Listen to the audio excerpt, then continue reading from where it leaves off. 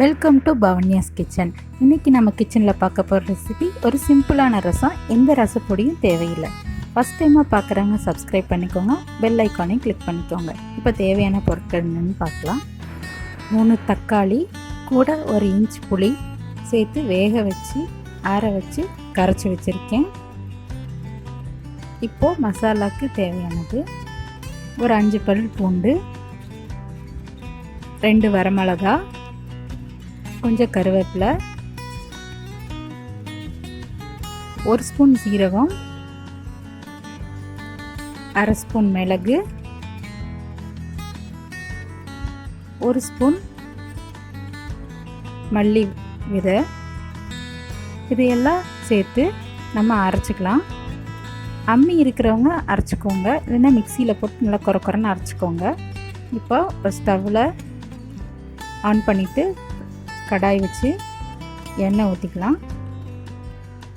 எண்ணெய் காஞ்சதும் கடுகு போட்டு அது நல்லா பொரியணும். பொரிஞ்ச உடனே கொஞ்சம் கருவேப்பிலையில் போட்டுக்கலாம். இப்போது அந்த அரைச்சி வச்சுருக்கிற மசாலாவையும் சேர்த்துக்கலாம். இது நல்லா பச்சை வாசம் போகிற அளவுக்கு நல்லா கிளறி விடுங்க. அது நல்லா எண்ணெயில் வதங்கணும். நல்லா வதங்கணுன்னா ரசம் மணமாக இருக்கிறதுக்காக ஒரு 1/2 ஸ்பூன் பெருங்காயத்தூள் சேர்த்துக்க போகிறோம். சேர்த்துட்டு நல்லா கிளறி விடுங்க.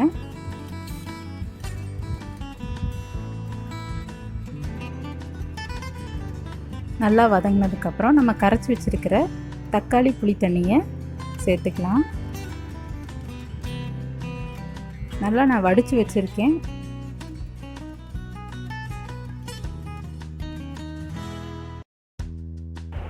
கால் டீஸ்பூன் மஞ்சள்தூள், தேவையான அளவு உப்பு சேர்த்து நல்லா கலக்கி விட்டுக்கலாம். இது கூடவே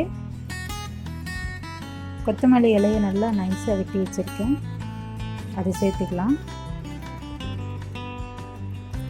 இந்த ரசம் ஏற்கனவே வேக வச்சு தக்காளி தண்ணியில் செய்வாங்காட்டி கொதிக்கணுன்ற அவசியம் இல்லை. லேசாக நுரக்கட்டினாலே போதும். இப்போ ரசம் ரெடி ஆயிடுச்சு. இதை ஒரு பாத்திரத்துக்கு மாற்றிக்கலாம். ஈஸியான சிம்பிளான ரசம், எந்த ரசப்பொடியும் தேவையில்லை. நீங்களும் ட்ரை பண்ணி பாருங்கள். லைக் பண்ணுங்கள், ஷேர் பண்ணுங்கள். தேங்க்யூ.